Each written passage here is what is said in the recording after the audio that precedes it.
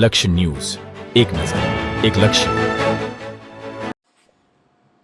ચૈત્રી પૂનમે ચોટીલા દર્શને જતા પદયાત્રીઓ માટે સેવા કેમ્પો ધમધમી ઉઠ્યા. સુરેન્દ્રનગર જિલ્લાના સુપ્રસિદ્ધ યાત્રાધામ ચોટીલા ખાતે આવેલા ચામુંડા માતાજીના ચૈત્રી પૂનમે દર્શન કરવાનું અનેરું મહત્વ રહેલું છે. ચૈત્રી પૂનમે પગપાળા ચાલી મા ચામુંડાના ધામ ચોટીલા જઈ ધજા ચડાવવાનું વિશેષ મહત્વ છે. ત્યારે ચૈત્રી પૂનમે ધજા ચડાવવા જતા પદયાત્રીઓ હાલ ઝાલાવાડના રસ્તા પરથી પસાર થતા નજરે પડી રહ્યા છે.